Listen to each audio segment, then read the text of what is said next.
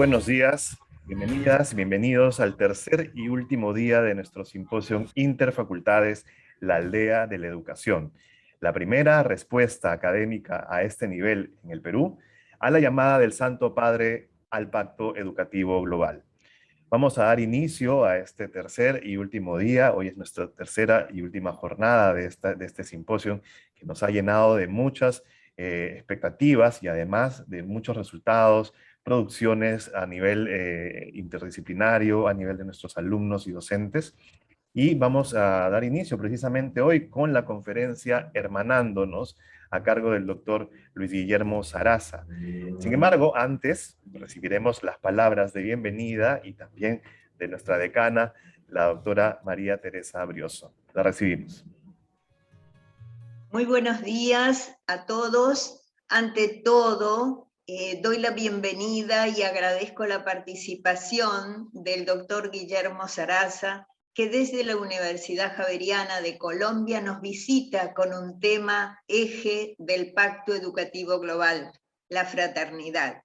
Pero por otro lado, quiero tomar este pequeño espacio para agradecer desde ahora, de modo particular, a todos los decanos de cada facultad de la Universidad Católica Sede Sapiense y a todos sus colaboradores por haber hecho posible la realización de este magno evento que nos ha llevado 6 meses de preparación. Toda la universidad se ha puesto en modo pacto educativo global. Ahora es necesario continuarlo en el quehacer diario de cada facultad. Pero creo que de modo particular debemos seguir a los estudiantes que han comprendido y se han embarcado con la educación desde sus diferentes especialidades, con sus proyectos para el futuro. El Papa Francisco nos recomienda que es preciso caminar junto a ellos para que no decaigan. No menos importante ha sido la colaboración especial de todo el Departamento de Comunicaciones y Marketing de la UCS, que detrás de pantallas ha hecho posible esta actividad virtual y la han sostenido durante estos 3 días. Muchas gracias a todos y adelante. Muchísimas gracias, decana, por esas palabras. Vamos a continuar entonces con nuestra primera ponencia del día de hoy. Y me toca presentar al doctor Luis Guillermo Sarasa. Es doctor en Teología por la Pontificia Universidad Javeriana de Bogotá, licenciado por el Pontificio Instituto Bíblico de Roma, bachiller en Teología Sacra por la Pontificia Universidad Gregoriana de Roma, bachiller en Filosofía por la Pontificia Universidad Javeriana de Bogotá, máster en Psicopedagogía por la Universidad de París y licenciado en Educación, Lenguas Modernas por la Universidad de Caldas. Profesor de Sagrada Escritura, Nuevo Testamento, Métodos Exegéticos, Literatura Juánica, Teología Bíblica en la Pontificia Universidad Javeriana de Roma. Su ponencia, Hermanándonos, quiere ser una reflexión provocadora para imaginar desde la academia las reales posibilidades de poner en práctica el llamado del Papa Francisco a través de la encíclica Fratelli Tutti sobre la fraternidad y la amistad social. Recibimos al doctor Luis Guillermo Sarasa. Pues muy buenos días para todos y para todas. Muchísimas gracias, María Teresa Brioso, por esta invitación, principalmente a la Universidad Javeriana, que ha estado comprometida con el Pacto Educativo Global desde el inicio. Y personalmente también por la invitación, por lo que me compete, además porque he venido trabajando este tema de Fratelli Tutti, que pues como veremos a lo largo de esta conferencia, está emparentada con el pensamiento de Francisco, de todos sus documentos, muy especialmente de su primera encíclica sobre la ecología integral, Laudato Si, y ahora con la encíclica Fratelli Tutti. Un saludo muy, pero muy cordial a todas las autoridades universitarias de parte de la Universidad Javeriana y también, por supuesto, sobre todo, a los jóvenes estudiantes, chicos y chicas que se comprometen con este tiempo de estudio para transformar su vida. Yo creo que ese es uno de los objetivos del Pacto Educativo Global. Francisco nos convoca para que unamos esfuerzos para realizar esta transformación cultural profunda, integral y sobre todo de largo plazo a través de la educación. Él mismo dice que la educación es siempre un acto de esperanza que desde el presente mira al futuro. Y nosotros como docentes o como administrativos o directivos de las universidades creemos en ustedes.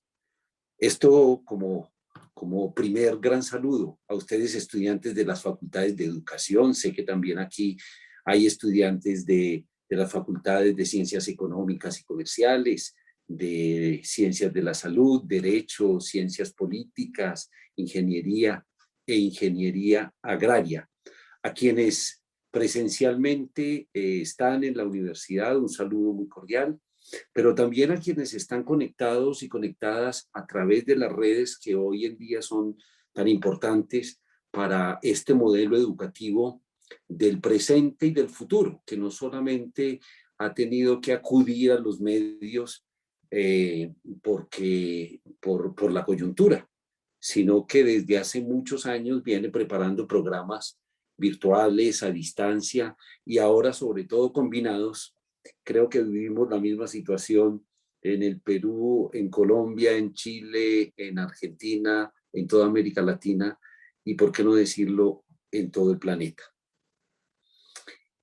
El 15 de octubre del año pasado, el Papa Francisco presentó en Roma el Pacto Educativo Global y propuso generar un cambio a escala planetaria. No se trata de un programa solamente que interese a las universidades católicas como las nuestras. Este es un programa que tendría que interesar a todas las universidades laicas y de cualquier carisma religioso que posean. Y en este marco el Papa Francisco y la Congregación para la Educación Católica designaron a 5 universidades en el mundo, universidades católicas, para acompañarlos en este proceso. A la Universidad Javeriana le correspondió, junto a la Universidad del Sacro Cuore en Italia, a la de Notre Dame en Estados Unidos y a la Católica de Australia, para liderar este pacto educativo global en temas específicos. A nuestra universidad se le dio, dado su compromiso concreto, real y todos los logros en los últimos 5 años, el componente de la ecología integral. Estamos pues en un contexto de pacto educativo global que mira sobre todo las necesidades actuales de ustedes, los jóvenes, y que realmente quiere buscar ampliar ese horizonte que en la vida universitaria queremos regalarle a ustedes a través de una formación académica, pero no solamente de una formación académica, sino también de una formación integral, como nuestras universidades católicas siempre han sabido llevar adelante los programas. El saludo de hoy es más que fraterno y el título de esta conferencia lo subraya. Hermanándonos podría ser lo que llamamos un gerundio desiderativo colectivo. Y repito esa expresión, un gerundio desiderativo colectivo, porque se trata de hacerlo vivo, presente, es decir, estamos haciéndolo, es decir, buscamos hermanarnos, hermanándonos. Y es desiderativo porque ahí hay un ideal. Ciertamente es muy fácil de utilizar la expresión, bueno, volvámonos hermanos y hermanas, volvámonos fraternos. Es muy fácil decirlo, pero a la hora de la verdad es muy difícil realmente llegar a vivirlo. Y digo también colectivo porque este no es un ideal que pretendamos individualmente. es decir, cada universidad por su lado. No, nos tenemos que hermanar como lo estamos haciendo aquí. Desde cualquier lugar del mundo podemos estar en otro lugar del mundo. Este gerundio desiderativo colectivo pretende invitarnos a tomar en serio la alteridad. Y la alteridad como un tema central que nos corresponde profundizar. Ese fue el tema que propuse para este rato de charla que voy a tener con ustedes. Digo alteridad para abrir una mirada atenta de lo que nos pasa hoy en Perú, en Colombia, en Chile, en América Latina, en Europa, en Asia, en África, es decir, en todo este planeta, en el mundo entero. Se trata de un asunto planetario, humano, y que nos concierne a todos y a todas. Nadie está por fuera de este ideal que es social y no meramente particular, local, regional o nacional. Digo alteridad deseando que en este rato de conversación nos impliquemos en la reflexión, no como unos pasivos actores de una reflexión más, de otra conferencia más, de la tercera conferencia de este ciclo, o de otra conferencia más de las decenas y decenas a las que hemos asistido o en las que hemos participado, o muy seguramente de las que hemos preparado y acompañado, sobre todo en este tiempo. Los invito de verdad a pensar por un momento en las personas a las cuales ustedes aman de verdad. Esa es mi primera invitación y para eso hay que tomarse unos segundos, que ustedes piensen en las personas que aman y seguramente llegan a su corazón y a su mente rostros, nombres, pero muy especialmente esos rostros queridos. Esto lo digo muy en serio. Piensen en sus compañeros o compañeras de camino, en el fruto de su amor, en sus hijos, en sus hijas. Pensar en esos maravillosos seres que les dieron la vida, que los ayudaron a crecer y a formarse, alimentando sus espíritus de búsquedas, de saber y de sabidurías. Hay un proverbio chino que, hablando sobre la pedagogía, reza algo así como: si me lo dices, lo olvidaré. Si lo haces, quizás lo recuerde. Si me implicas, lo aprenderé. Si me lo dices, lo olvidaré. Si lo haces, quizás lo recordaré. Si me implicas, lo aprenderé.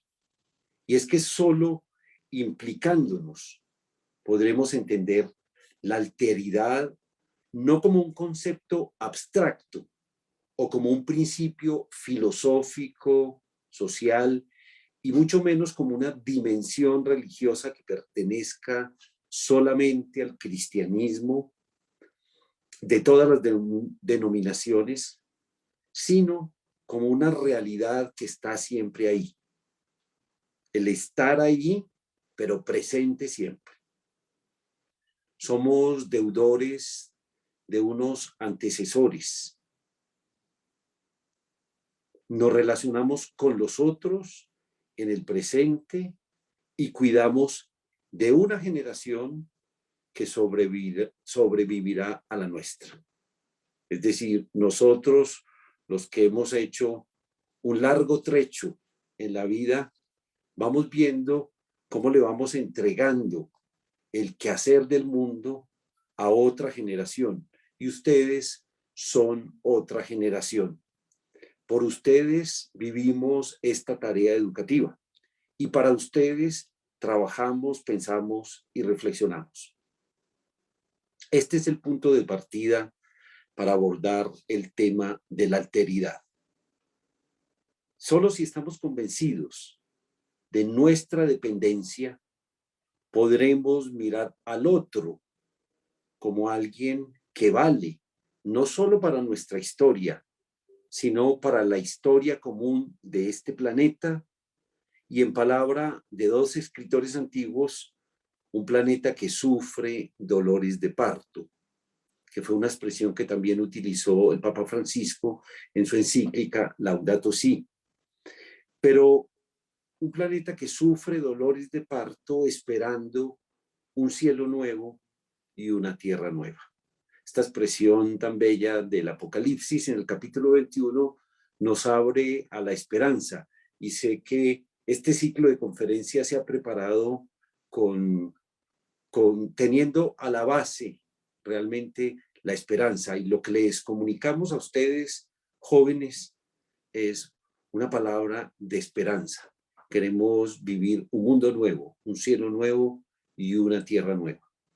Hermanándonos, pues, es un deseo implícito en la concepción de la alteridad que pretendo desmenuzar a medida que voy desarrollando los puntos de este diálogo que yo considero un diálogo fraterno.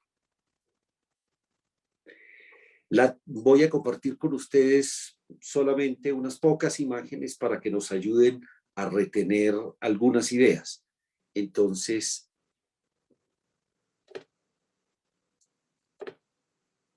vamos a comenzar la transmisión de mi pantalla.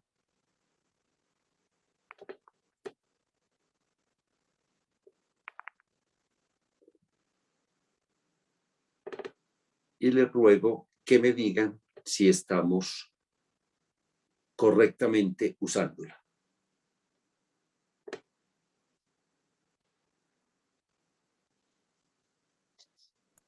Correcto, lo estamos viendo. Muchas gracias. Como introducción, yo creo que tendríamos que hablar sobre la todavía muy reciente encíclica del Papa Francisco. Ustedes, la mayoría, por lo menos ya han escuchado hablar de ella, por lo menos conocemos el título, Fratelli Tutti, todos hermanos, hermanos todos, que incluye al género masculino, al género femenino, hermanos y hermanas todos. Esta encíclica, promulgada por Francisco en octubre del año pasado, es un muy serio llamado a la fraternidad universal. Miren que describe al inicio, después del título, el tema central de la encíclica, que es sobre la fraternidad y la amistad social. Y de hecho, cuando Francisco definió un poco el pacto educativo global, puso como primera palabra una invitación a un trabajo serio que nos lleve, que nos pueda llevar a una formación integral y, en primerísimo lugar, a la fraternidad universal. Este llamado a la fraternidad universal en este momento histórico en el que, sin duda, o repensamos nuestro modo de vida o seguiremos retrocediendo como raza que habita una casa común. Como podemos constatar en muchas dimensiones de la vida humana, especialmente en educación, en salud y en desarrollo social, y los índices actuales son dramáticos. Un informe de marzo de este año decía, desde el Banco Mundial, decía que a raíz de la pandemia del COVID-19, la región de América Latina y el Caribe atraviesan en la actualidad una crisis educativa sin precedentes que requiere actuación para mitigar e inclusive revertir sus efectos dañinos. Y de acuerdo con ese informe del Banco Mundial, debido al cierre masivo de las escuelas, a febrero de 2021, atención a este dato, alrededor de 120 120 millones de niños, 120 millones de niños en edad escolar habían perdido o corrían el riesgo de perder un año completo presencial del calendario escolar.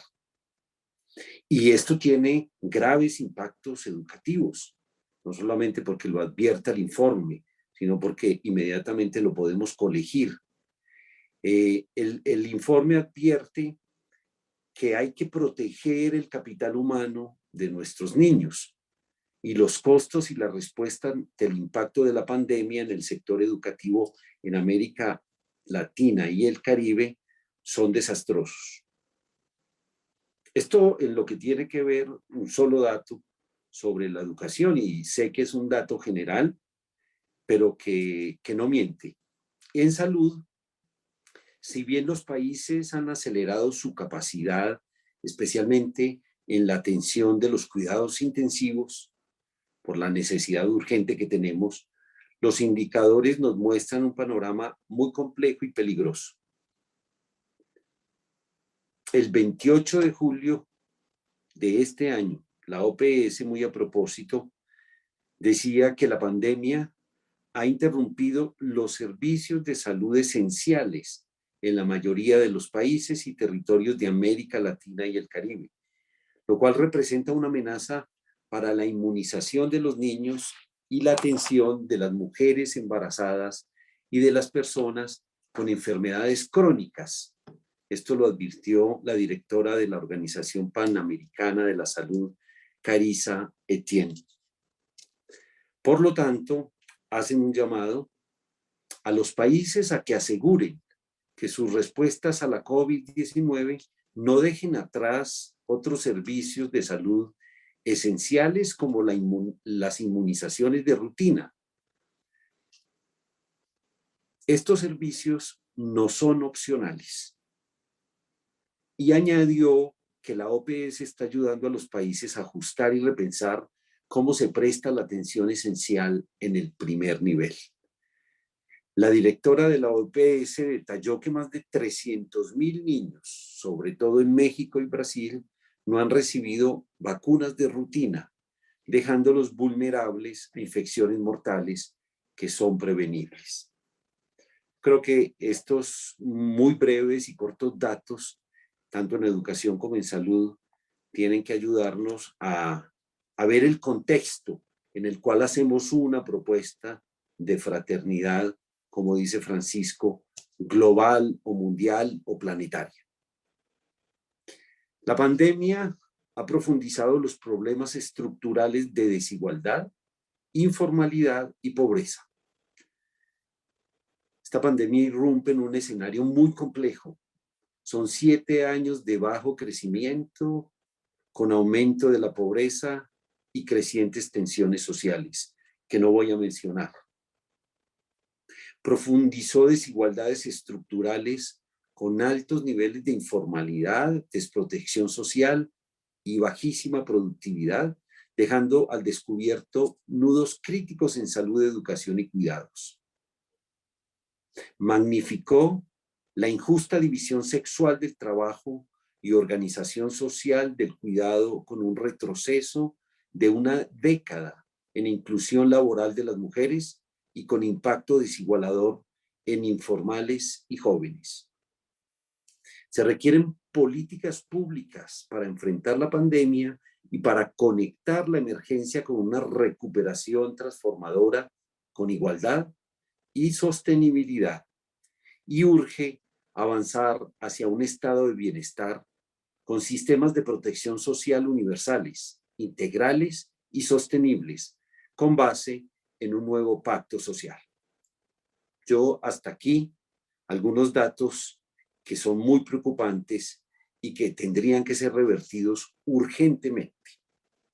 Tendríamos muchos más datos a la mano y muy seguramente muchos de ustedes conocen otros datos específicos, pero esta es la cruda realidad. El reto fundamental de la humanidad no se centra y no se puede centrar en el control absoluto de la pandemia.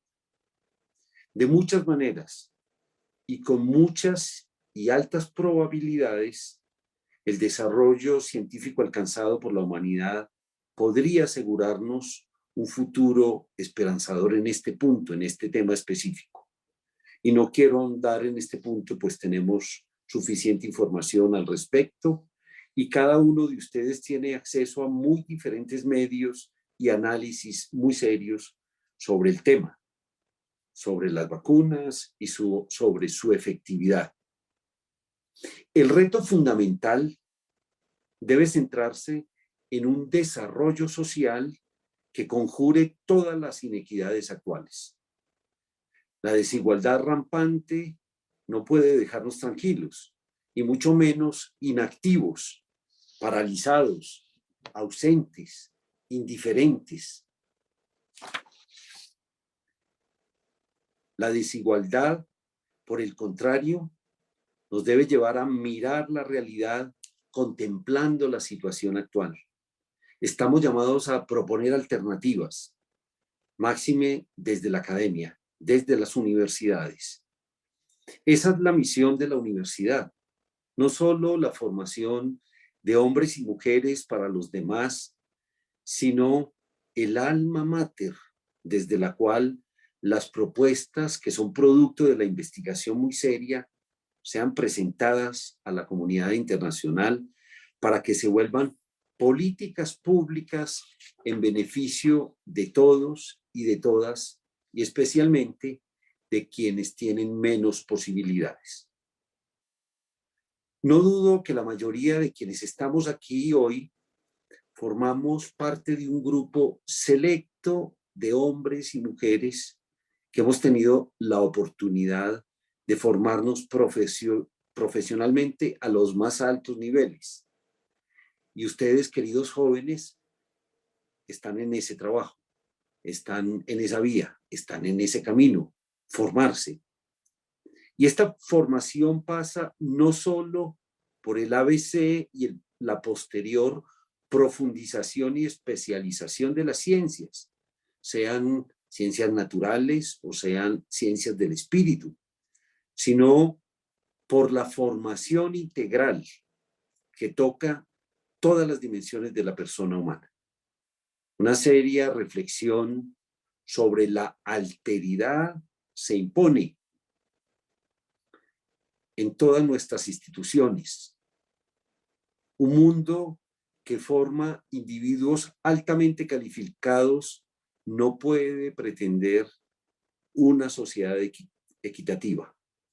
Unas instituciones preocupadas principalmente por la alta tecnología no serán garantes de comunidades capaces de un discernimiento colectivo.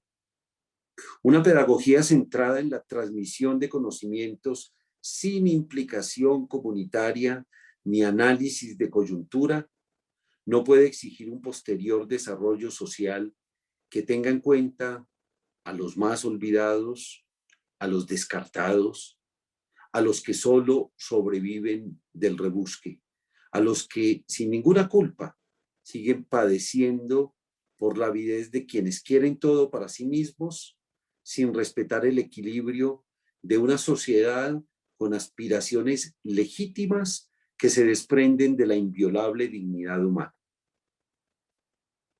Ahora bien, a propósito de la fraternidad universal, ¿qué nos dice Fratelli Tutti? Y voy a concentrarme en 5 puntos. La fraternidad es una exigencia. El segundo punto, la fraternidad requiere la magnanimidad, la necesita, la exige. El tercer punto será ver al otro como un mí mismo.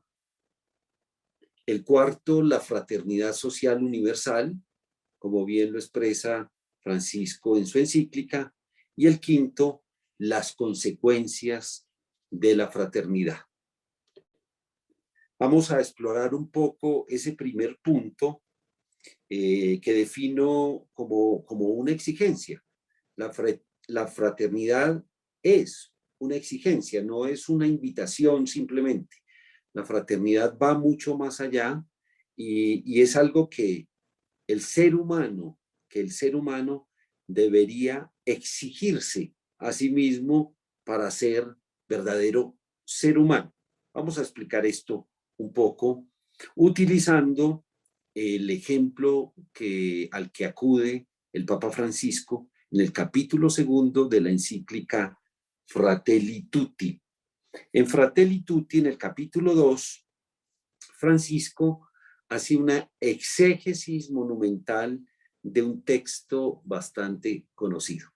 Para quienes no han oído la palabra exégesis, podemos decir un análisis grande, enorme, un análisis que pasa por la lingüística, un análisis que pasa también por la literatura, un análisis que pasa por el texto en sí mismo y por el análisis y la profundización de quienes allí actúan. El texto conocidísimo, que creo que la misma imagen de un pintor francés nos regala, es la del buen samaritano. Eso lo encontramos en el capítulo 10 de los versículos 25 a 36 del Evangelio de Lucas. Lucas 10, 25, 36. Entre otras cosas, en esta encíclica no hay citas bíblicas por doquier, como solía hacerse en las encíclicas de papas anteriores, donde en cada página encontrábamos 10, 11, 12 citas bíblicas sin mucho desarrollo, simplemente como referencia o porque fueron tomadas de los textos bíblicos. No, el Papa Francisco ha decidido para esta encíclica utilizar un solo texto, este texto del buen samaritano. Decide Francisco referirse solo a este pasaje para ilustrar desde la cultura cristiana su modo de ver la alteridad. Es el modo como él lo ve, no es la verdad absoluta. Y aquí hay un tema muy serio, porque a veces creemos que si lo dijo el Papa, entonces es verdad. Y que si lo dijo una autoridad, entonces es verdad. El Papa lo que quiere es tomar un ejemplo clásico de una literatura particular, que es la literatura cristiana, pero para que todos seamos capaces de entender a partir de este ejemplo lo que nos quiere decir. Ya el Papa al inicio hacía una invitación en su carta a que todos fuéramos capaces de abrirnos a los ejemplos que nos traen las sabidurías de todos los lugares. La sabiduría judía, la sabiduría hebrea, la sabiduría judía, babilonia, siria, europea, la sabiduría latinoamericana, la sabiduría de nuestros pueblos indígenas. Lo que los relatos de todos los pueblos nos quieren contar son relatos que tienen no solamente una moraleja, no se trata de dar una moraleja, sino de invitar, de contar, para contar la historia del desarrollo humano y del desarrollo social y no meramente del religioso. Francisco, tanto en Laudato Si como en Fratelli Tutti, en estas dos encíclicas, hace un llamado a que seamos todos y todas, a que seamos la humanidad, a que nos veamos no meramente como católicos, como cristianos, como budistas, como sintoístas, quizás como agnósticos o como ateos, sino que seamos capaces de pasar esa etiqueta, la etiqueta que tenemos casi todos y que a veces nos gusta ponernos. Yo soy Universidad Católica, yo soy quien tiene la verdad, yo soy Universidad de Laica, yo soy quien tiene la verdad. No, la verdad la construimos entre todos y creo que para todos ustedes es mucho más evidente en estos últimos años porque los filósofos hablan mayormente de un consenso para llegar a las verdades que nos atañen como seres humanos. No hay que dejarse engañar tampoco por este título, el buen samaritano, que es el título que le damos al pasaje, porque el título buen samaritano, que no es un título que corresponda al texto original, porque los textos originales antiguos no tenían estos títulos. Se los hemos dado un poco para identificar los textos. Si yo digo la resurrección de Lázaro, es un título que estoy poniéndole a un texto, pero en el texto original no aparece como un título. Entonces no nos dejemos engañar, porque el buen samaritano parece dividir entre buenos y malos a los seres humanos. Entonces hay buenos samaritanos y malos samaritanos. Entonces hay buenos peruanos y malos peruanos. Hay buenos colombianos y malos colombianos. No, no. Se trata de un relato que es parabólico, que toma estereotipos como punto de partida. Son personajes que podríamos identificar sin muchísima dificultad. Es un relato parabólico, es decir, que tiene contenido de metáfora también. Y los estereotipos, yo creo que todos conocen un estereotipo. Cuando yo digo colombiano, puedo referirme a una persona alegre. Cuando yo digo los colombianos trafican con droga, no todos.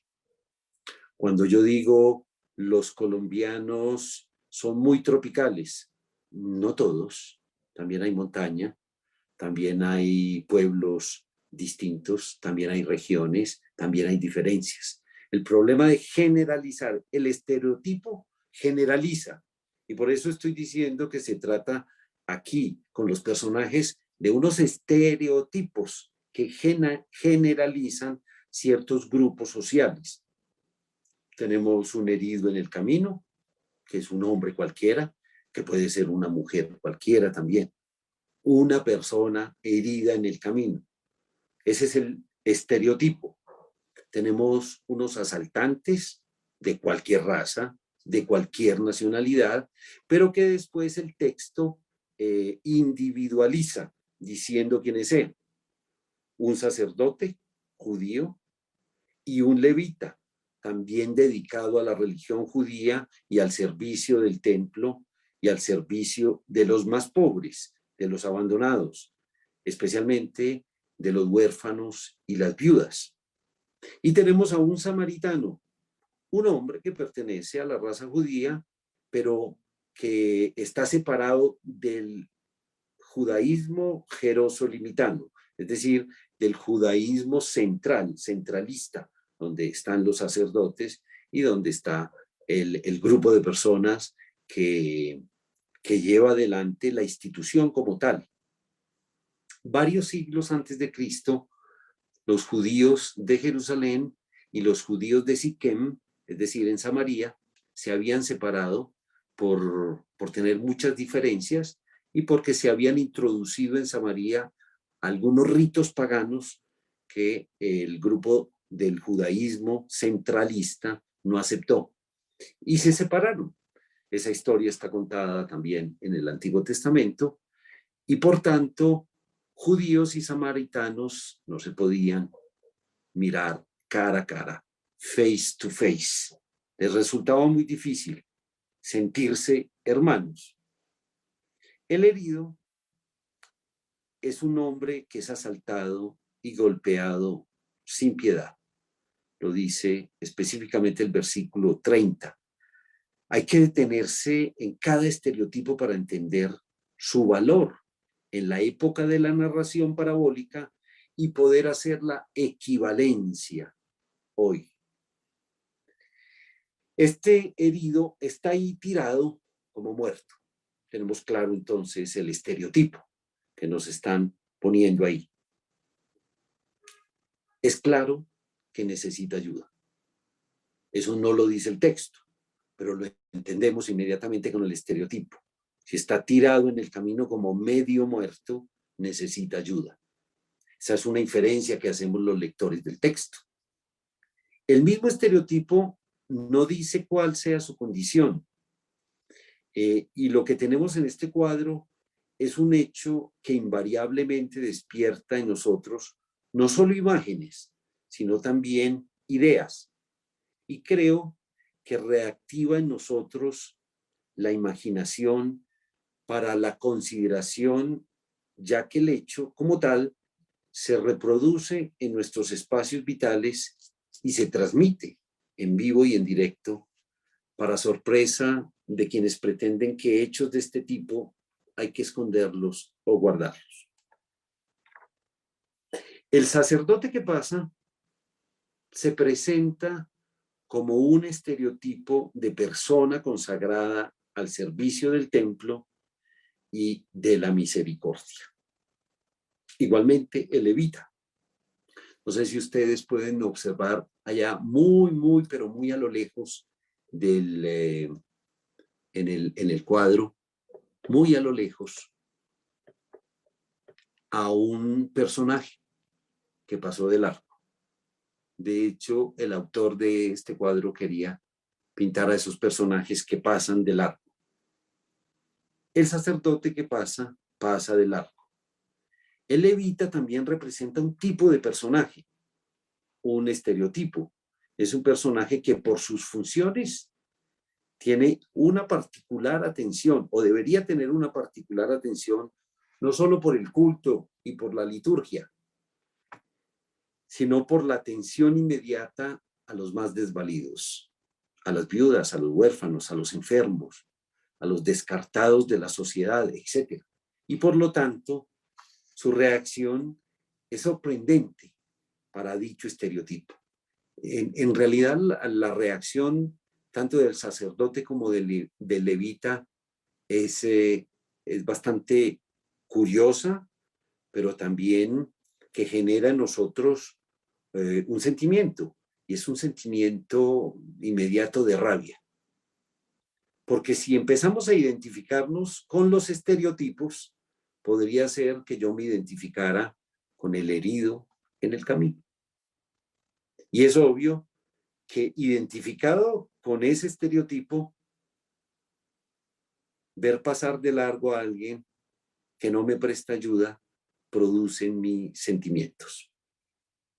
Dice el Papa Francisco refiriéndose a estos estereotipos así: esta peligrosa indiferencia de no detenerse, inocente o no, producto del desprecio o de una triste distracción, hace que los personajes del sacerdote y del levita, un no menos triste reflejo de esa distancia cercenadora que se pone frente a la realidad. Hay muchas maneras de pasar de largo que se complementan. Una es ensimismarse, desentenderse de los demás, ser indiferentes. Otra sería solo mirar hacia afuera. Respecto a esta última manera de pasar de largo, en algunos países o en ciertos sectores de estos, hay un desprecio por los pobres, por su cultura, y un vivir con la mirada puesta hacia afuera, como si un proyecto de país importado intentara forzar su lugar. Así se puede justificar la indiferencia de algunos, porque aquellos que podrían tocarles el corazón con sus reclamos simplemente no existen, están fuera de su horizonte de intereses. Hasta aquí el Papa Francisco en su encíclica Fratelli Tutti en el número 73. Hay aquí ya una especie de contubernio deshumanizante entre los asaltantes y los hombres dedicados al culto y la religión. Miren ustedes que los asaltantes no son estereotipos que aparezcan desarrollados en el relato. Simplemente se sabe que a este hombre lo asaltaron unos asaltantes. Pero aquí el contubernio deshumanizante empieza a recoger personas también. Y ese estereotipo del sacerdote y del levita quedan ahí unidos a ese primer grupo. Esta deshumanización puede ser inscrita en una falta de lo que estoy comprendiendo como alteridad. Es por ello que la alteridad no ha de tratarse como un tema abstracto. ¿Hasta dónde soy capaz de implicarme en una escena real de este tipo? En en realidad, ese es el criterio certero para constatar el contenido que cada quien le da al concepto mismo de alteridad. ¿Hasta dónde soy capaz de implicarme en una escena real de este tipo?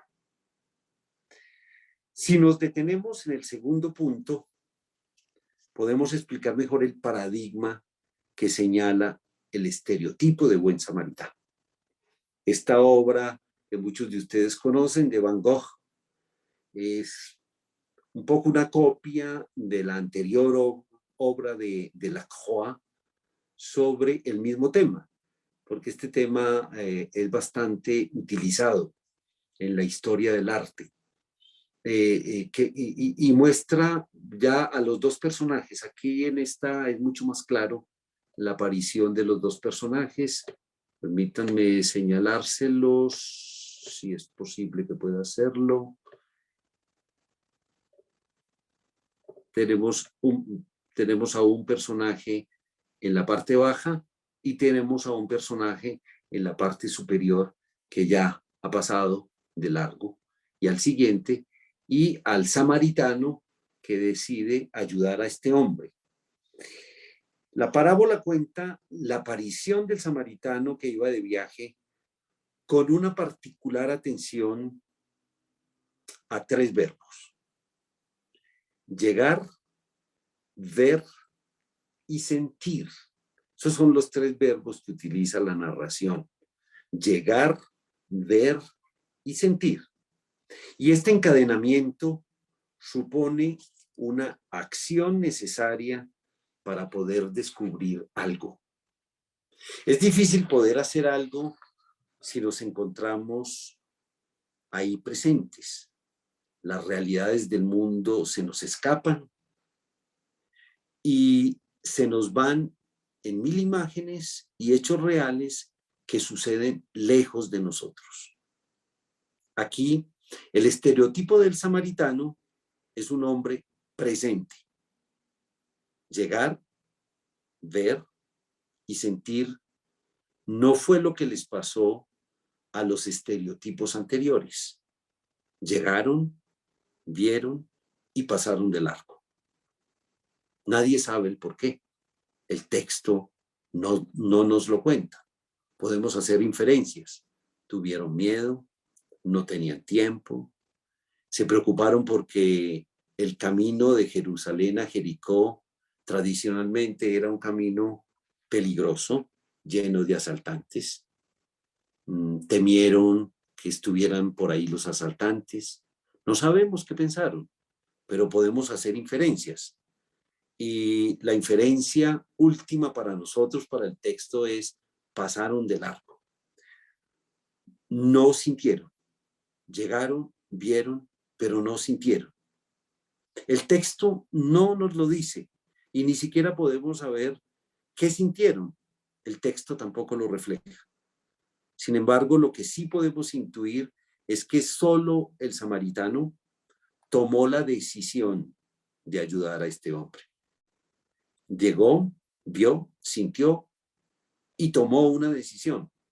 El texto nos lo explica de esta manera.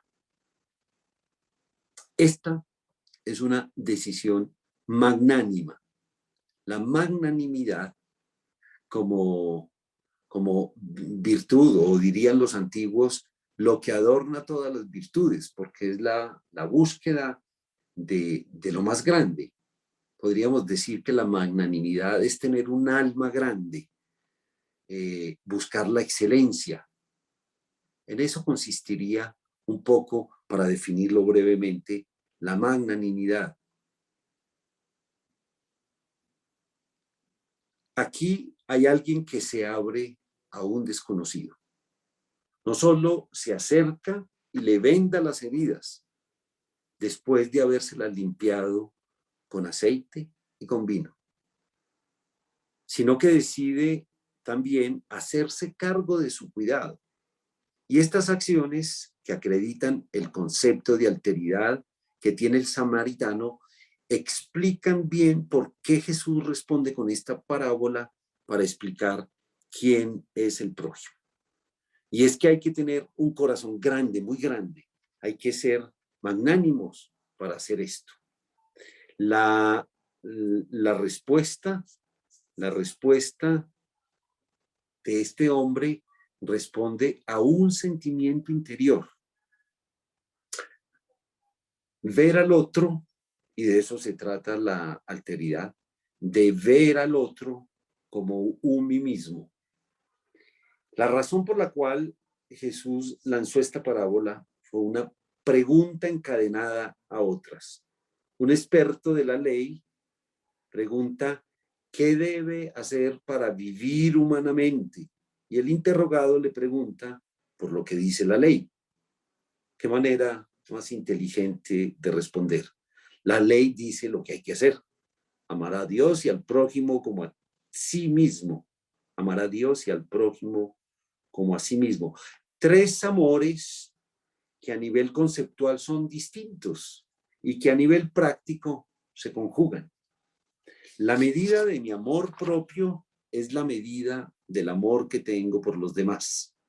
Y a su vez, la medida que tengo por los demás revela la medida del amor a Dios. Esto no es un trabalenguas, pero vale la pena detenernos un poco en esto. 3 amores distintos. La medida de mi amor propio es la del amor que tengo por los demás. Es la que puedo dar. Así como me amo yo, puedo amar al otro. Y a la vez, la medida que tengo por el otro, por el prójimo, es la medida del amor que tengo a Dios. Y miren que ahí hay un encadenamiento o un ciclo hermenéutico de lo que comprendemos por el amor. Es un círculo no solo hermenéutico, sino sobre todo un círculo fáctico. Si yo fuese el estereotipo del asaltado, hubiese querido que el primero que hubiese pasado por allí me hubiese ayudado. El amor a sí mismo esconde muchas falacias que impiden la buena alteridad. Porque sin ir más allá, el amor a sí mismo del que estamos hablando no es el antiguo ensimismamiento de Narciso, sino el consentimiento interno de la mismidad de cada uno, o el conocimiento interno de esa mismidad. Me viene a la memoria la famosa pintura de Narciso de Caravaggio, que está en la Galería Nacional de Arte Antiguo de Roma. Muchos de ustedes tal vez la recuerdan. Narciso de Caravaggio, o si tienen ahí en sus manos el celular, pueden buscar Narciso de Caravaggio. Porque esa pintura tiene que ver con la alteridad. Se puede observar que el Narciso de Caravaggio se mira el reflejo, pero el joven que hay ahí ya no es el mismo, es un otro. Como en este bello mosaico del artista jesuita esloveno Rupnik, donde los rostros parecen en un espejo, uno en una situación, el otro en otra situación, pero parece un sí mismo, es ayudarse a sí mismo cuando ayuda al otro. He aquí una asociación directa con una de las meditaciones cartesianas. Al tomar conciencia de mí mismo y de ver en mí las posibilidades del otro, se resuelve la duda de la otreidad, de la alteridad, como una realidad tan ineludible como la del propio yo. ¿Quién de ustedes no se ve en sus padres o en sus hijos? Y es por esto que la alteridad es una exigencia y que con base en esa conciencia estamos llamados a tratar al otro como si fuera un mí mismo, pero distinto.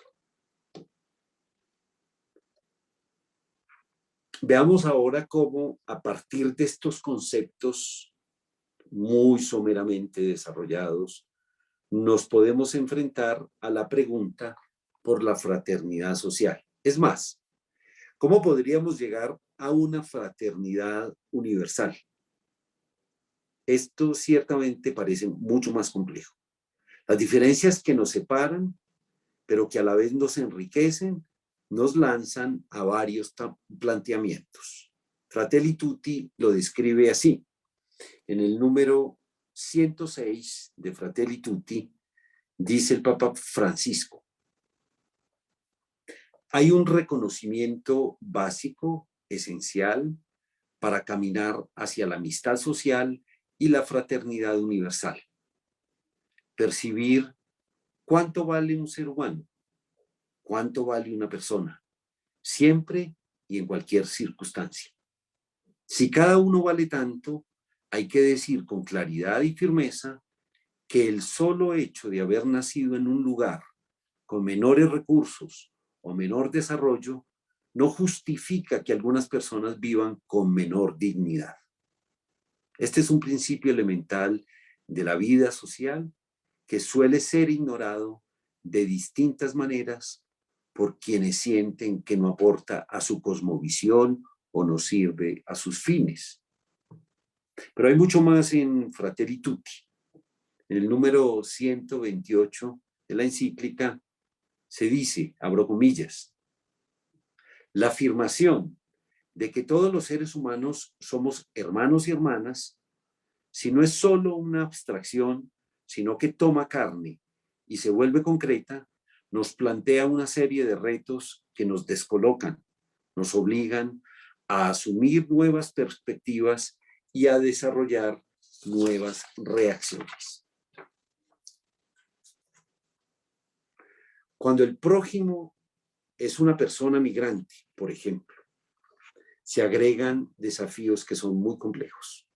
En verdad, que lo ideal sería evitar las migraciones innecesarias y para eso el camino es crear en los países de origen la posibilidad efectiva de vivir y de crecer con dignidad, de manera que se puedan encontrar allí mismo las condiciones para el propio desarrollo integral. Y tomo el tema de los inmigrantes como ejemplo, porque me parece que en este momento lo estamos viendo por todo el planeta.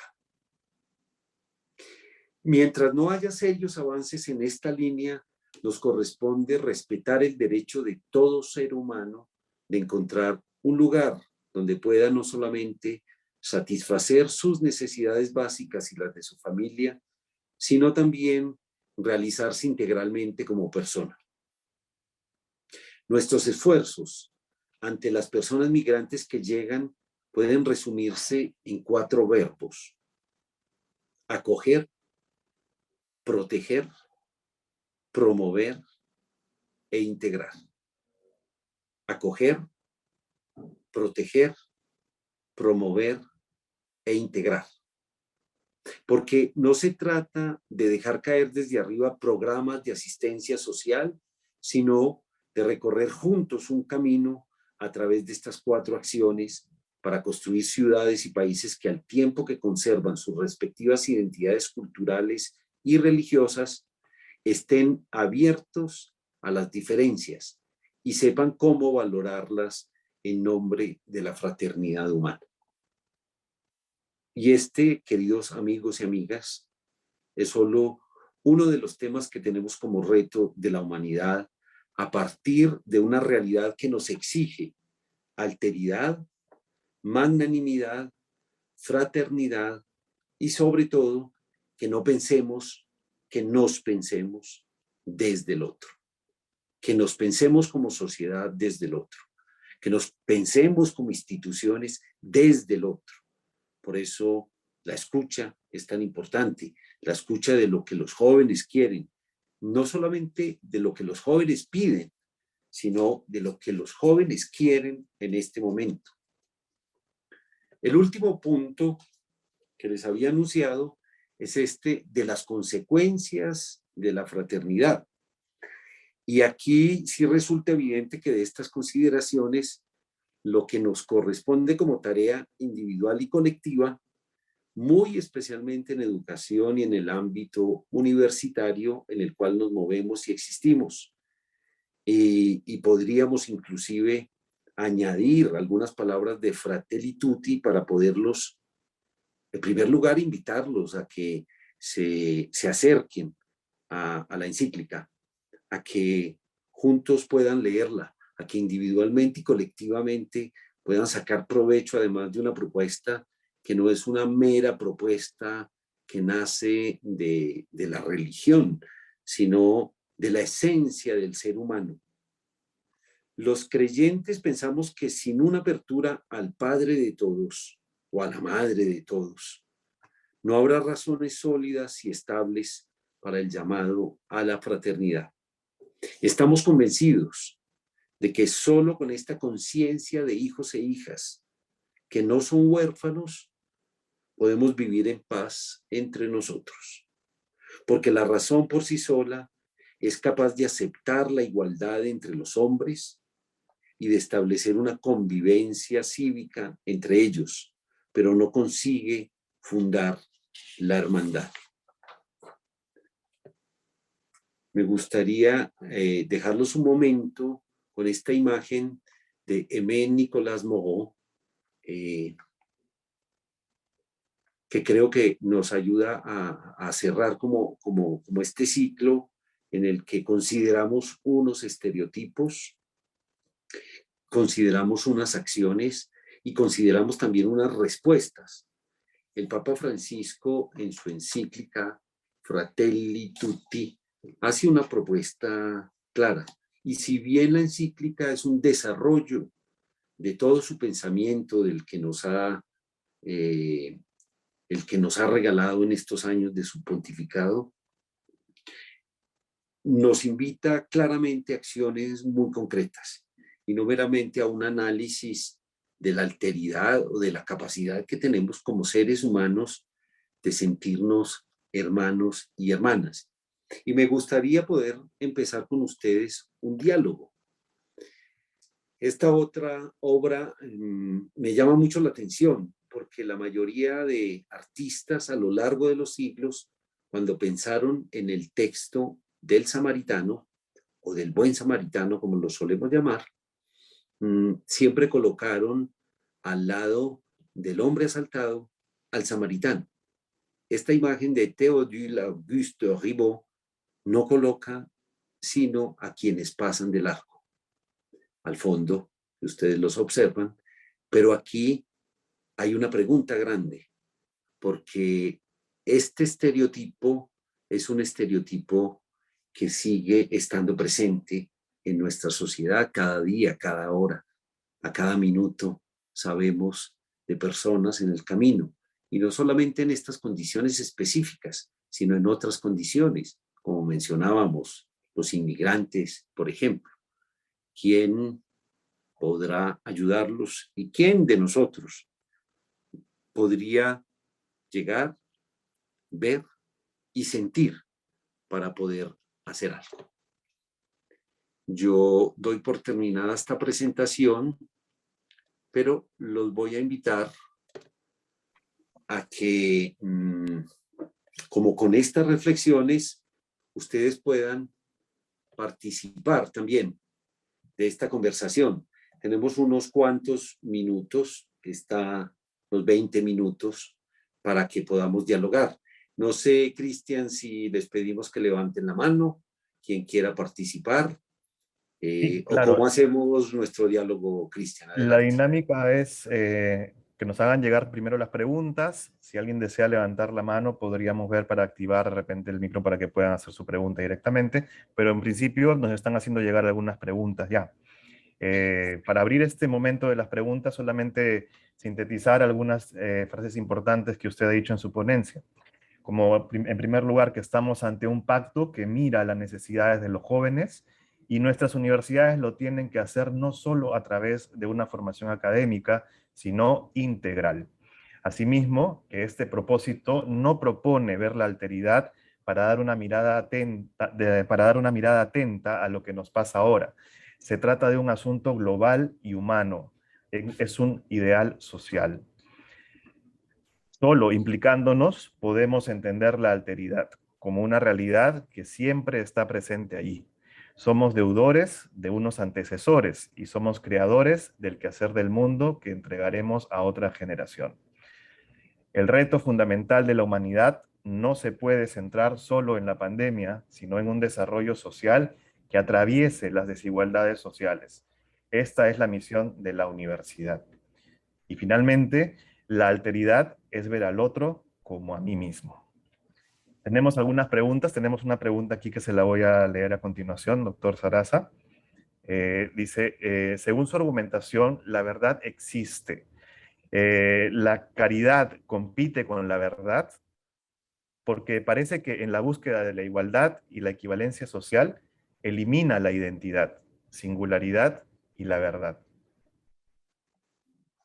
Esa es una pregunta para una cátedra de filosofía. Yo creo que, pero es muy interesante. Si lo miramos desde el punto de vista filosófico, todavía los filósofos están envueltos en grandes discusiones acerca de la verdad. Y no pocas veces los seres humanos nos hemos preguntado por las verdades, por verdades absolutas, por verdades fácticas, por verdades matemáticas, por verdades científicas. Pero miren ustedes que la evolución del ser humano nos ha llevado a seguir planteando la pregunta por la verdad desde otros puntos de vista. Quizás lo mencioné en algún momento, en alguna frase, y dije, hoy en día somos más proclives a una reflexión sobre la verdad en el ámbito de los consensos. Es decir, a ir encontrando, a ir construyendo nuestras verdades que son individuales, que son grupales, que son colectivas, que son nacionales, pero que son también mundiales. Pero esas mismas verdades van evolucionando. Entonces, pues podríamos hablar sobre el asunto larguísimamente. Yo no creo que exista, yo no, personalmente no creo que existan verdades absolutas de esas verdades dogmáticas que podrían evolucionar, sobre todo las que tienen que ver con las ciencias del espíritu. Muy probable que en las ciencias naturales encontremos algunas verdades y los científicos han encontrado algunas leyes que por lo menos hasta ahora no han cambiado y que podemos llamar verdades. Pero sobre todo en lo que tiene que ver con lo humano, creo que hay una evolución de la verdad, hay una evolución de la verdad. Y cuando decimos verdad, inclusive en términos religiosos, aletheia, en términos religiosos, que entre otras cosas el Nuevo Testamento utiliza el tema. Y cuando le hacen la pregunta al mismo hombre de Nazaret, le dicen, ¿y qué es la verdad? ¿Y qué es aletheia? Y la respuesta es dramática, porque es el silencio.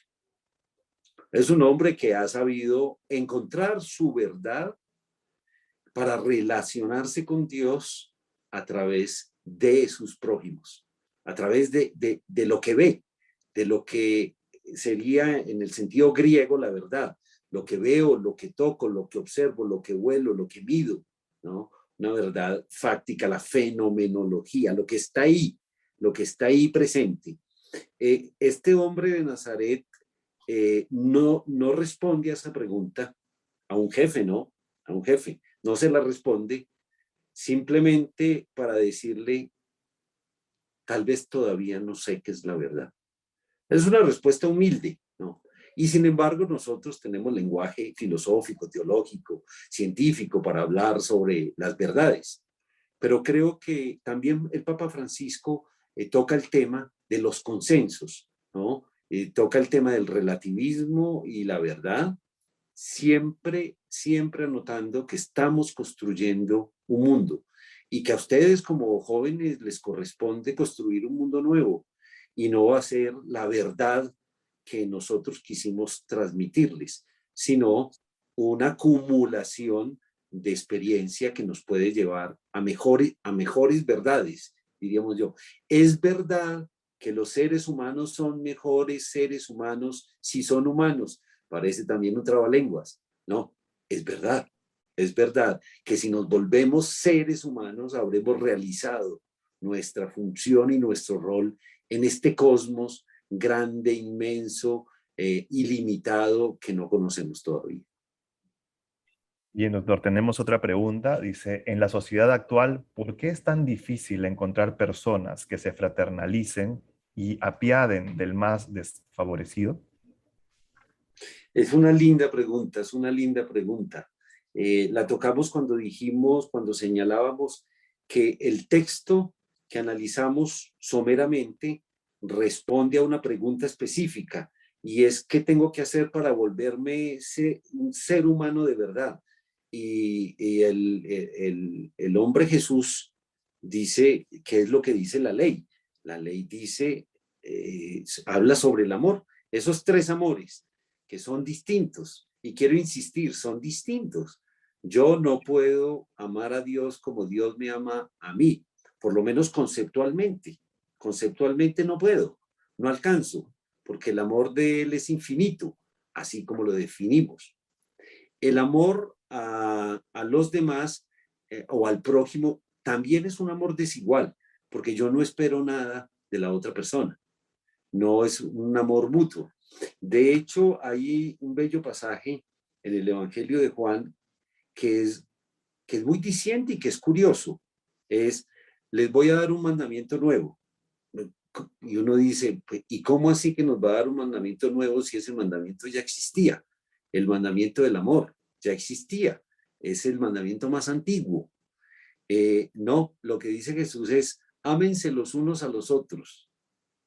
Está hablando de la fraternidad, ¿no? Está diciendo, ámense los unos a los otros como yo los he amado.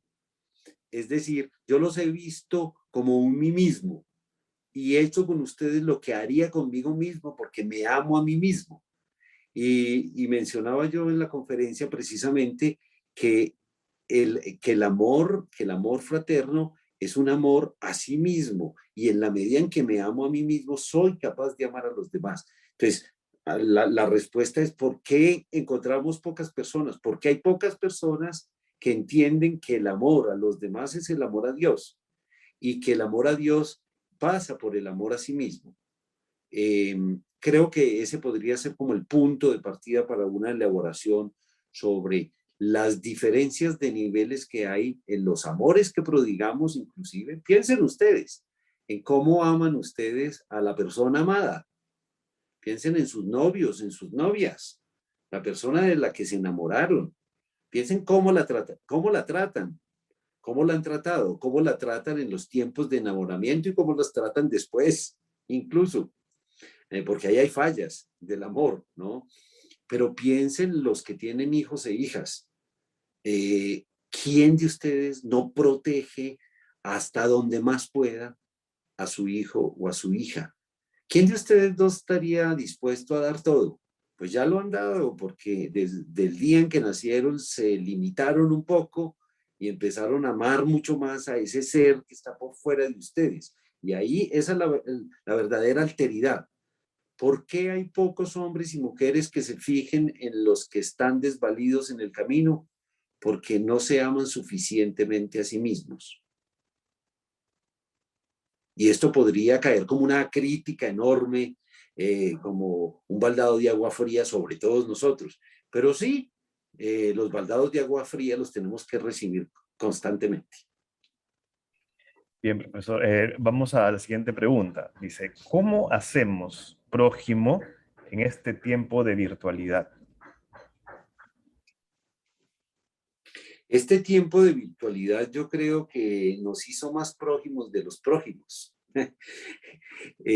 Yo quiero contar un poco una experiencia personal.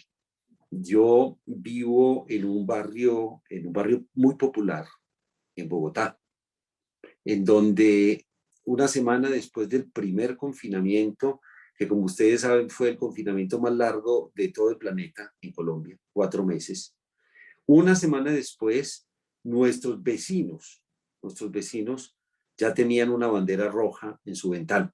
La bandera roja en Colombia significaba que en esa casa ya no había nada para comer.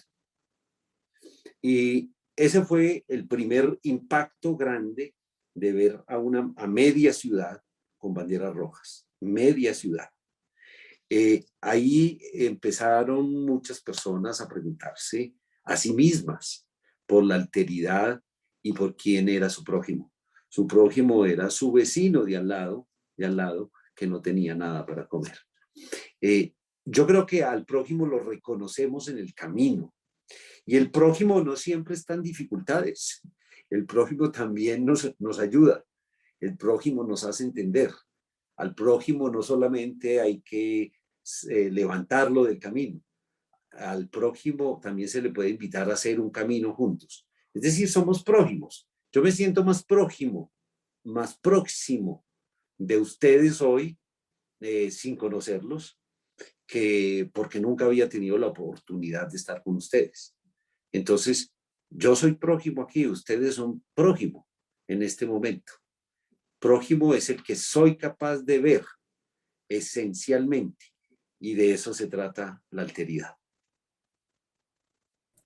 Bien, hay otra pregunta que dice, ¿qué tanto promueve el discurso contemporáneo y empático del Papa Francisco respecto no solo a la alteridad, sino a la otredad, la discriminación, el racismo, la diáspora, la xenofobia y la inclusión de todas las diversidades, particularmente en este llamado de hermandad? La semana pasada, el Papa Francisco visitó Hungría y visitó República Checa. Tuve la oportunidad de leer buena parte de sus discursos porque me encontraba en Roma en ese momento.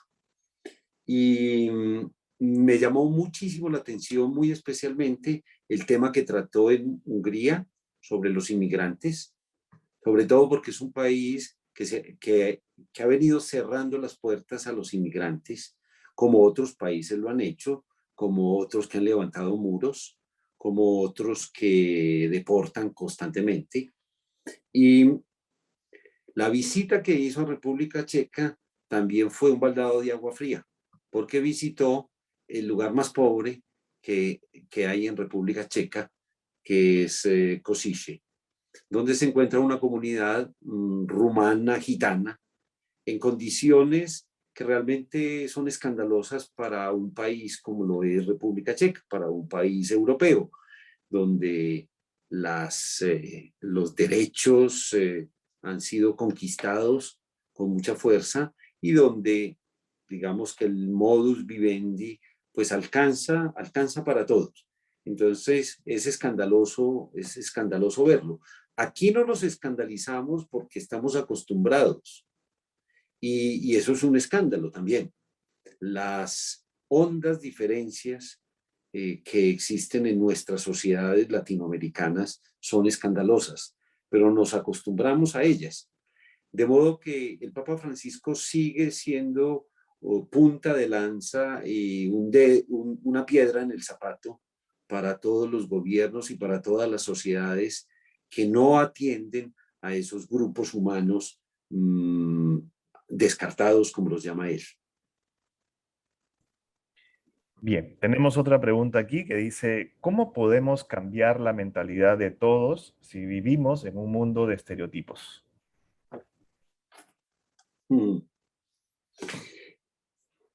Pues yo creo que esto pasa por el análisis, por el análisis. A mí me parece muy importante este tipo de encuentros y de conferencias porque pues es la oportunidad para todos nosotros de avanzar en la reflexión, para muchos inclusive de informarse de cosas que son novedosas. Quien no ha leído Fratelli Tutti no logra ver el alcance que tiene una carta que es dirigida a toda la humanidad y no meramente a los católicos o cristianos, y mucho menos solo a los obispos. No, insisto, Francisco, tanto en Laudato Si como en Fratelli Tutti, se ha dirigido a toda la humanidad y ha invitado a todos los hombres y mujeres de buena voluntad para que se unan a estos proyectos que son planetarios. Lo hizo en Laudato Si, refiriéndose al planeta como nuestra casa común. Y ese llamado de Francisco, pues no es una absoluta novedad, porque de la casa común y de la ecología y del cuidado que tenemos que tener de este planeta venimos hablando hace muchos años.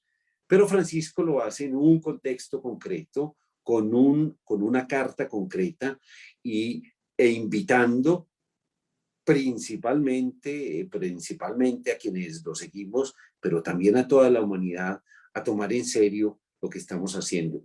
El discurso de esta semana de Guterres en la ONU es un discurso que vale la pena leer. Es un hombre que está diciéndole al mundo que o lo hacemos ya, estamos retrasados para el cuidado de este mundo. La humanidad va a sufrir graves deterioros en los próximos años, como ya lo estamos viendo. Por lo tanto, pues los estereotipos siempre existirán. Yo creo que hay que fijarse más bien en los arquetipos. Cuando digo arquetipos, estoy pensando un poco en Jung, sí, ciertamente, pero estoy pensando también en los modelos que nos han entregado lingüísticos, ¿no? Hay un arquetipo del cual sale un tipo y un prototipo y luego un tipo, y también hay estereotipos. Toda esta dimensión que tienen los arquetipos, los prototipos, los tipos y los estereotipos puede ser aplicada a los modelos sociales. Si no nos fijamos en el arquetipo, es muy difícil que logremos un prototipo, un buen prototipo, porque miramos más, como quien hizo la pregunta, miramos más los estereotipos y nos quedamos en los estereotipos. El arquetipo que nos está mostrando Francisco es el arquetipo del samaritano. Ese es un arquetipo realmente. Pasa de ser un estereotipo al inicio del relato para convertirse en el arquetipo modelo. El arquetipo es el modelo y ahí están todos los ideales. Y el ideal de fraternidad es un ideal arquetípico. ¿Cómo vivir la fraternidad? Bueno, pues es que todos somos distintos, las instituciones son distintas, no tenemos que hacer todos lo mismo, de manera igual. Hay grupos humanos que lo hacen de una manera, hay grupos humanos que lo hacen de otra. Pero es muy importante fijarse en el arquetipo como ideal para desterrar los estereotipos y quedarnos con los prototipos. Bien, aquí vamos a apuntar un par de preguntas que tienen bastante relación. Dice, ¿cómo fomentar la fraternidad en los más pequeñitos para que perdure en su vida y no se pierda en su trayecto?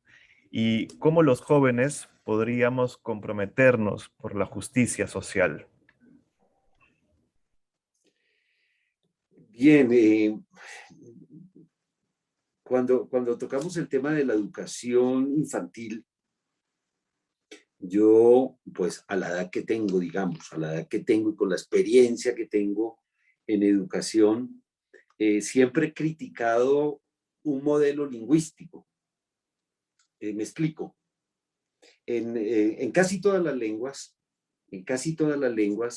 a los niños les enseñamos primero los adjetivos posesivos, que es una de las primeras cosas que enseñamos a los niños después de que aprenden a decir papá, mamá y tete.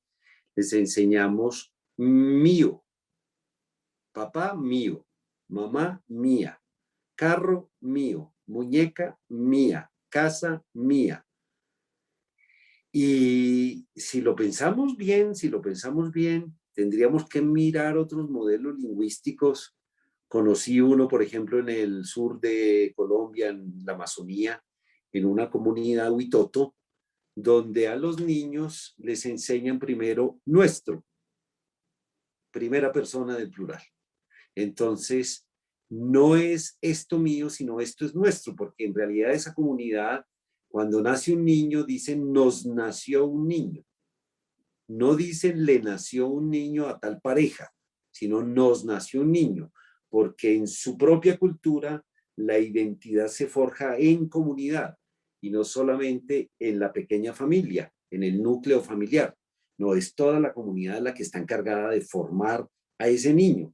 De hecho, un vecino ya mayor, otra familia, puede llamarle la atención a un niño o puede llegar a castigar a un niño por algo que ha hecho, aunque no sean el papá y la mamá, directos de sangre. El aprendizaje, yo creo que es una cosa muy seria que todavía tenemos que reflexionar mucho. ¿Cómo enseñamos a los niños? los hacemos egoístas desde chicos. Los hacemos egoístas desde chicos. Y en los primeros 5 años, que es donde está la forja de la humanidad en el cerebro infantil, cometemos ya el grave error de hacerlos egoístas. Yo a veces a eso en lenguaje religioso le llamo el pecado original. Cuando me preguntan por el pecado original, yo digo, pues es ese. Pecado original es que hacemos a las nuevas generaciones desde el principio egoístas, que no son capaces de ser hermanos del otro. Cuando yo digo nuestro antes que mío, puede ser que de pronto tenga sentimientos que me ayuden a actuar más por el otro, siempre pensando en el otro. Y miren que esta no es una vocación que sea exclusiva de quienes se van a dedicar a la vida religiosa. No, no, no.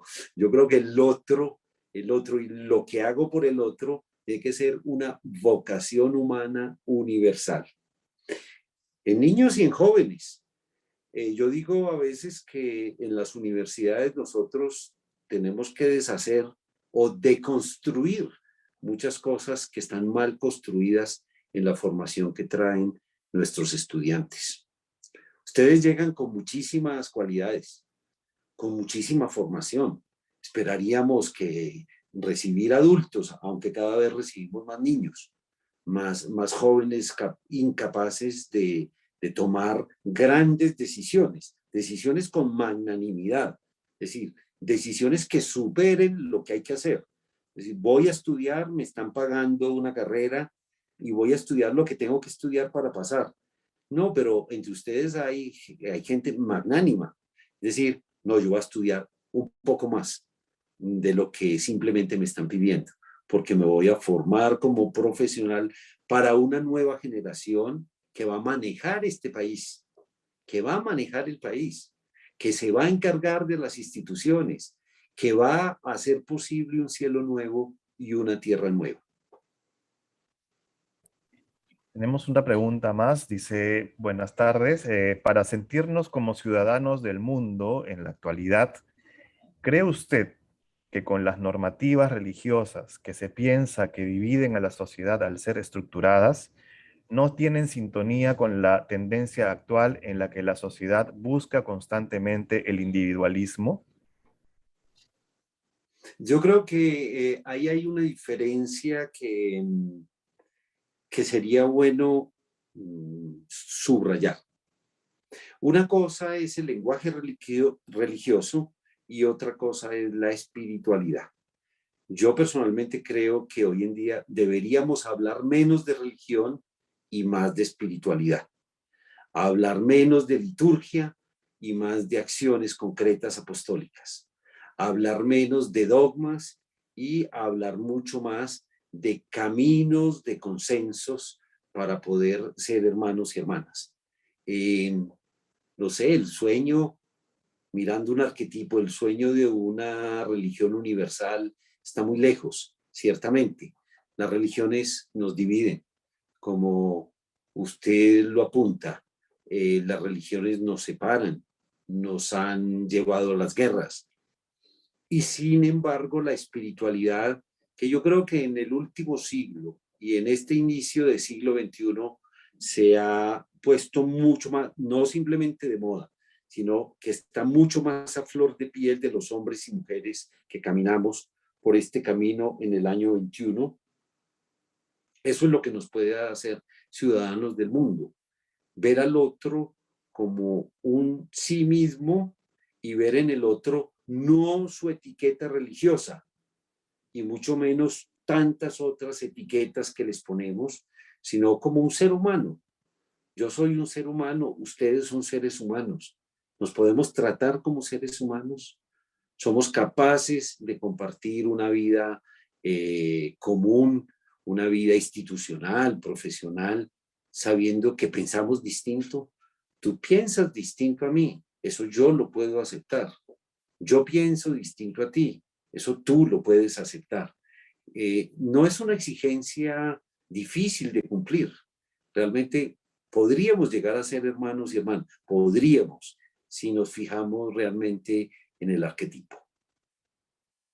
Bien, vamos llegando al final de las preguntas. Tenemos dos preguntas más. Eh, Nos dicen, ¿por qué el amor debe empezar en nosotros y no en Dios? Si Dios es amor, ¿no deberíamos aprender a amarlo primero, para después amarme y por ende amar a mi prójimo? Se cita aquí precisamente el ciclo, el círculo hermenéutico del que les hablaba, y es el criterio de amor propio es el criterio del amor al otro. Y yo no puedo amar al otro si yo antes no he sido amado. Y por eso les llamaba la atención al principio por la implicación. Si ustedes no piensan en los seres que aman, es muy difícil pensar en la alteridad.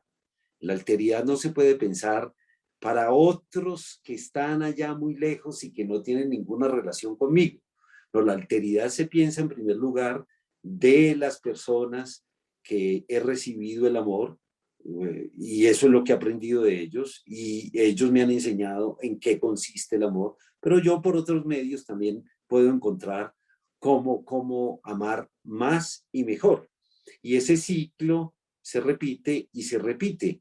Amor a Dios, criterio de amor al prójimo, criterio de amor a sí mismo, criterio de amor a Dios y de amor al prójimo. Por eso es un círculo hermenéutico que se comprende solamente si se completa y no simplemente si me dicen o me explican que Dios es amor. Si me dicen que Dios es amor, yo lo quiero sentir. ¿Y cómo lo siento? Pues por el amor de los otros, por el amor de mi madre, por el amor de mi padre, por el amor que yo siento por los demás. Es la única manera de comprender humanamente el amor. Y por eso el hombre de Nazaret lo que hizo fue simplemente eso. No hizo nada más. Simplemente el amor que él experimentaba de parte de Dios fue el amor que él fue capaz de dar a los que estaban cerca de él o que estaban lejos de él. Bien, tenemos esta última pregunta que dice, muchas personas hoy en día tienen baja autoestima, una baja valoración. ¿Cómo se puede incentivar el amor por uno mismo para que luego también podamos amar a los demás? Hmm. Aquí pasamos un poco al campo de la psicología humana, y es, repitiendo un poco, yo no soy capaz de amar si no he recibido amor, y no soy capaz de entender el amor si no me abro al amor.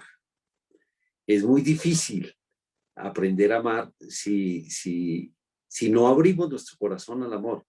Y entre los jóvenes hay muchos que rechazan incluso el amor. Pensemos, por ejemplo, en todo lo que estas sociedades limitan el amor, por ejemplo, entre personas del mismo sexo. Y entonces la persona se siente obligada por la cultura en la que vive a no amar y a no dejarse amar. Y entonces a no poder vivir el amor. Pero lo digo con este ejemplo, pero hay muchos otros ejemplos. Las personas que han sido heridas por un amor, ¿no? A veces les cuesta muchísimo volverse a abrir al amor completamente. Y yo creo que la única manera de entender el amor es dejándose amar, amando y dejándose amar, dejándose querer. Como decimos por aquí en Colombia, déjese querer que eso no duele. Eso es muy bueno, que lo quieran a uno es muy bueno. Y cuando uno se deja querer, uno aprende a querer muchísimo a los demás. Muy bien, muchísimas gracias, doctor Guillermo Sarasa. Ha sido una muy buena oportunidad para que nuestros jóvenes y nuestros docentes y toda nuestra comunidad académica se reencuentre con estos términos y sobre todo con la idea de fraternidad, ¿no? Nada mejor que cerrar todo un ciclo de ponencias de la mañana, ¿no? De estos 3 días, que hablar de fraternidad en un mundo que nos reta y nos desafía constantemente, más aún en estas etapas difíciles de las crisis y las pandemias. ¿Cierto? Muchísimas gracias, doctor Sarasa. A nombre de la universidad le agradecemos. De esta manera damos por concluida la participación y también el primer bloque de la mañana con esta primera ponencia. Nuestros jóvenes en este momento están agradeciéndole también por intermedio del chat. Nuestros participantes están escribiendo y nosotros vamos a recabar todas las preguntas que también han quedado en el tintero para poder hacérselas llegar y poder motivar también el trabajo, porque este es un trabajo articulado con el aula también, para que los docentes lo puedan tomar en cuenta y puedan también tratar de responderlas en clase. Muy bien, nada, les agradecemos a todos. Tenemos a las 10:30 nuestra siguiente ponencia, nuestro siguiente bloque a cargo de la Facultad de Ciencias de la Salud. Ellos también están preparados con una mesa redonda y nos veremos dentro de media hora aproximadamente en la sala que se va a abrir a continuación. Recordarles a todos que en nuestras redes sociales estamos transmitiendo todo el evento, todo el simposio se está transmitiendo en las redes sociales. Las frases más destacadas de nuestros ponentes también están siendo tuiteadas a través de Twitter y a través de Facebook también, así que está en ustedes compartir. Hagamos caja de resonancia de todo este evento, de todo este encuentro que ha costado bastante tiempo en prepararlo, 6 meses, nada menos, como lo decía la decana al principio, y hagamos que esto se difunda y que la universidad logre tener esa participación que decimos, somos pioneros en este país en realizar un evento de esta magnitud. Muchísimas gracias, nos vemos en breve. Muchas gracias, doctor. Muchas gracias, Cristian. Me retiro y pues que tengan una terminación de simposio muy agradable. Te agradecería si me mandas los comentarios, si después los recogen y me mandas los comentarios, sería como muy...